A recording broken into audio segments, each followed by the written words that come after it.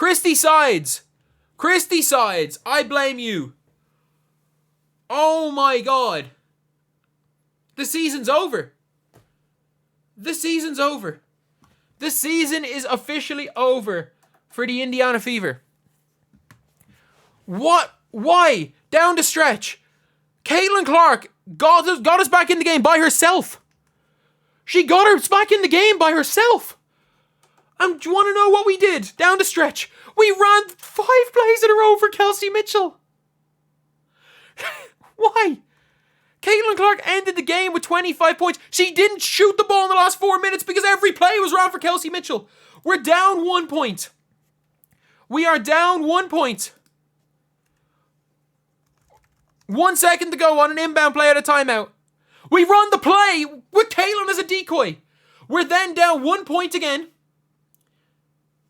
The ball goes into Kelsey Mitchell's hands. And she shoots a wide open 3. Good shot. Brick gets the offensive rebound. And instead of just shooting the wide open 10-footer, she jumps, does a 360, throws the ball to the other team. She throws the ball to the other team. And then, next possession, we fell, then they go and hit a 3. It is what it is.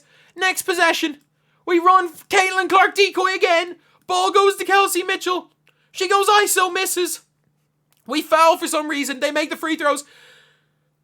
Oh no, sorry. What am I talking about? Ball ISO misses. That possession, Kelsey Mitchell shoots the 3, down 4, hits the backboard.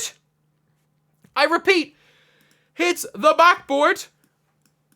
And then the next possession, we're down 6. Kelsey Mitchell goes ISO and doesn't even hit the rim.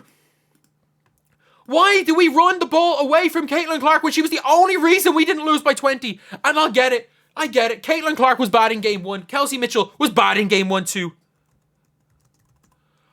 But this was Caitlin Clark. I'm going to put this out there right now. Given the circumstances, considering how little Caitlin Clark had the ball in her hands,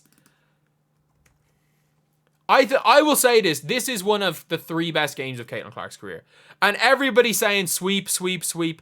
It is what it is. It is what it is. We lost to the Connecticut Sun. Were we absolutely robbed in that game? Yes. Yes, we were absolutely robbed in that game. But to say that the Connecticut Sun are not the better team is to lie. To say that we would stand any chance against the Lynx is a lie. And the reality of the situation is that they are the better team. Should we have won? Were we robbed today? Yes, obviously. Anyone who says anything otherwise is just obviously like not watching the same game. Caitlin Clark, and I'm not joking, did not receive a shooting foul in the game. They were just running around. Every time she drove to the basket, they hacked her. She did not receive a shooting foul. It was bad enough that this was not called as a foul. That this was actually not called as a foul. We watched this be given as a no call, and they immediately go down and score. Like, we are watching awful basketball, and we're also watching the last game, thankfully, of Christy Sides. Because you know what? This team hired, I'm so happy, this team hired a brand new president of basketball and didn't tell Lynn Dunn or Christy Sides. They found out in the media. They found out in the media. Like, they're gone.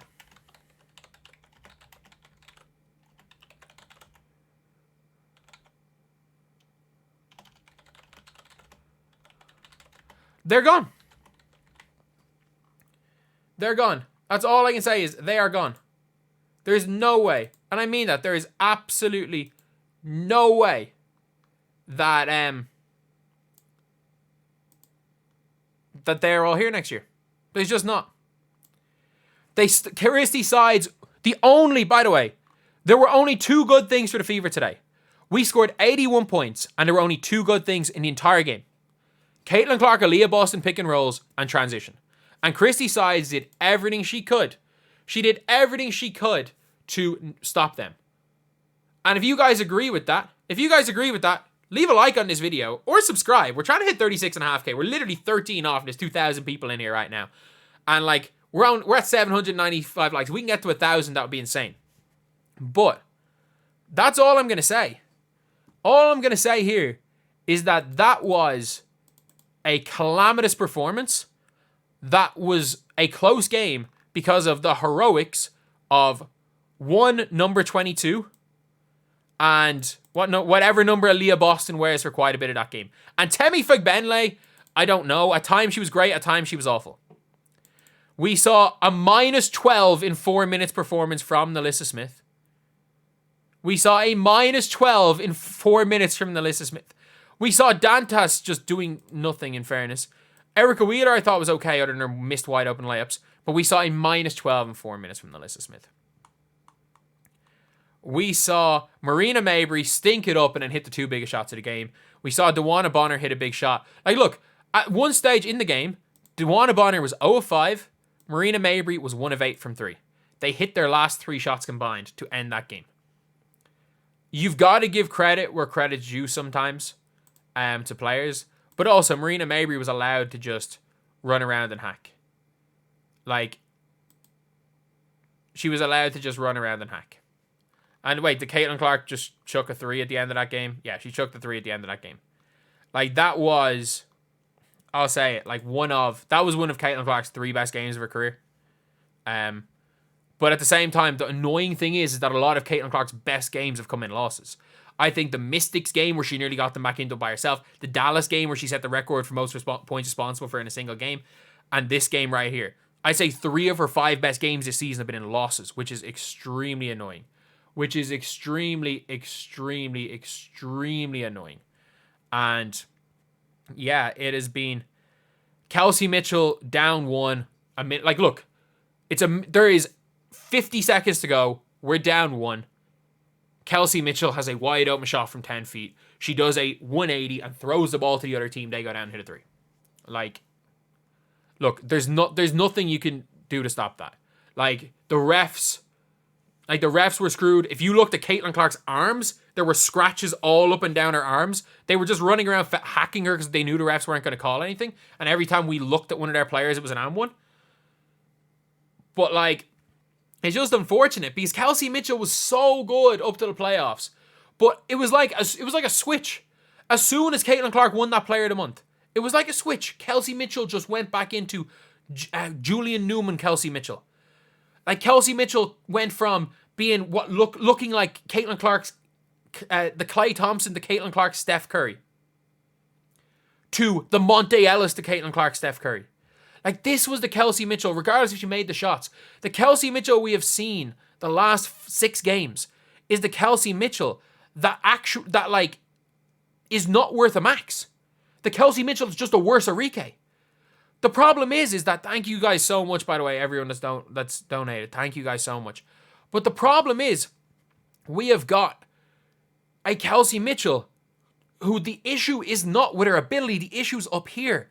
And I thought maybe she'd realized, like, all of the little things that she was doing well. The reason she was scoring so much was because of the little things. The little things she did. Not because of her ability to go dribble, and shoot a bad shot.